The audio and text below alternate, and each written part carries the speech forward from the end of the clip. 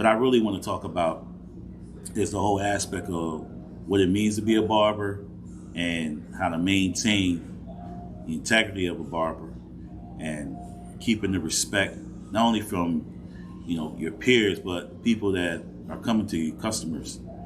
And it's just a more so overwhelming thing when you think about it. If you've been in the industry more than 10 years or even 20 years or 30 years, you can see the different changes on how people are living and lifestyle of from being a single man to having a family, bringing their family in, and as they grow and they become a little older and they bring in their kids. So we have this generational wealth type of sense with family in the barbershop, but also the connection of downtown to the neighborhood barbershops. It's a small gap now. It's a small gap. It's all about what's in your favor, location-wise, service-wise. It's more of an investment. The clients are now investing into themselves, in the sense of lifestyle. So we're looking at it from that perspective, but also maintaining our integrity as barbers to not be the gimmick. We have a lot of stuff on social media and different avenues where people all over the world are using different implements to do the haircuts, from big shears to even using hatchets to chisel down and fade, or even doing waxing to actually doing threading. There's men that's doing threading on beards, eyebrows. I mean, you name it.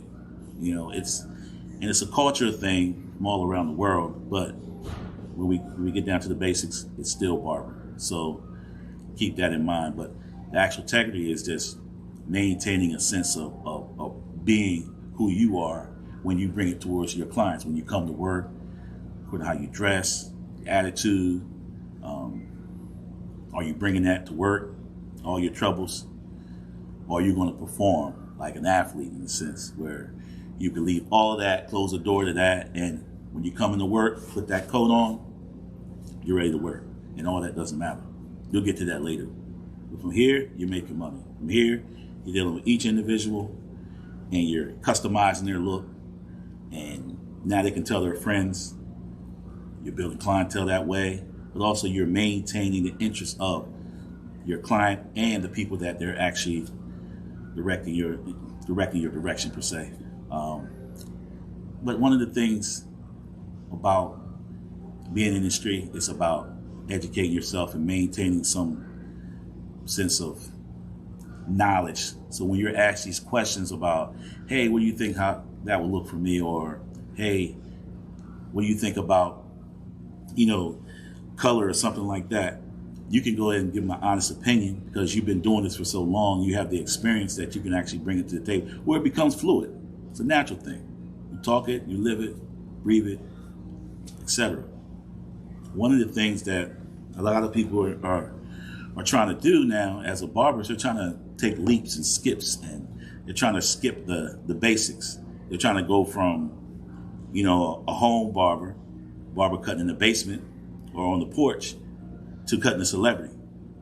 And yeah, maybe that can happen in the rap industry, but as a barbers nowadays, you got to be 1 in a million, or a trillion per se, if that's even existing right now with people on this earth. You have to be able to understand that there's a basic, there's a foundation to everything, and once you get into that foundation of that, you start to realize, what can I take from this business? Can I be a barber, or do I need to be an educator, or can I just be a good barber? Maybe I need a job, as well, and I could do this part-time.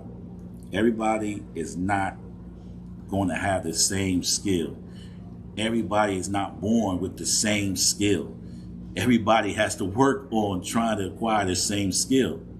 And it's kind of like an impossible thing, but something that you can do with your own skills. You can actually critique it along the way and make yourself better. You can make yourself, you can do something similar to, this guy over here that's, he's doing hair units. Or you can do something over here where this guy's doing design with color and with clippers.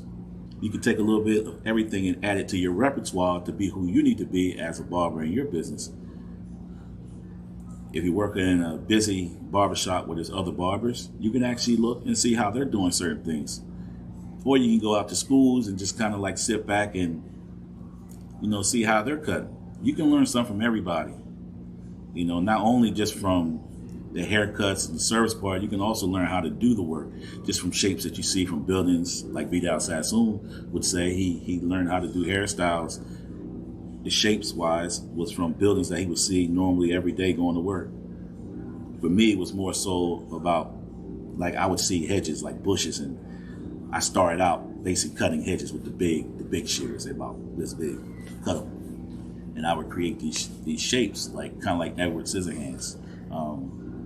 It was fun. It never was tiring for me. And then I got into drawing and design and how I wanted my hair to look, from the shape up to the sideburn to the back to the top. I figured it out very long time ago, 9 years old. And I wanted to perfect something. I wanted to be able to perfect the haircut that if I was that person, that's how I want to look.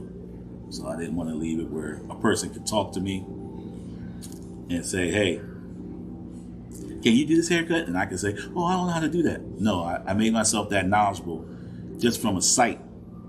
And I would put my hands to it, my clippers to it, learn how to hold the clippers, learn how to angle it a certain way. I was drawing haircuts with the clippers. Not designs, but drawing haircuts. So that kind of worked for me. Now, it may work for other people a different way, but I will always go to that as my starter point. There's certain points of the head that when I start cutting the haircut, I always start where I like to start from back here for some reason, right here on the corner, just like this angle that I see. So that's just my technique. But I also have the vision to be able to see a person's hair in 4 different directions from start to finish in 4 different looks. One of the things that made my style even more unique was that, not only was I able to see the end result, but being able to execute it to a T, where a person could be picture perfect, or per se, like today we'll say photo ready. That's one of the things that I really wanted to accomplish with what I was doing, and a more deeper feeling, heartfelt feeling for me was more so that the look that you see that person have when they look into the mirror, where it's undeniable that they look like, it's kind of hard to describe because it's like they got a gift from Christmas or something. Something that they always wanted, a look that they always wanted to look like. And each individual has their own, look. I just remember being 18 and I was working at a nursing home where this man was like 99, and I volunteered to shave him, because I was cutting one of my friend's grandfather, and I shaved him. He was an old Navy sailor. His first look was like, now I remember. Now I remember. And took him back, all the way back to when he was 17, 18 years old, joining the Navy, and it gave him a sense of purpose because he grew up poor, a small town, and the best way he could help his parents was to go to the Navy and be something, and be a sailor, be somebody, come back and be somebody, and also serve his country. But just by me giving him that clean, straight razor shave, it took him back to his youth, and you can't forget those looks that these people, they give to these mirrors. It's like if the mirror could talk, I guess the mirror is the reflection, but, needless to say, next day, sadly, he passed away. But just from that 1 minute, that he was able to just stare in the mirror himself, it was like something going back in the time, a good time for him.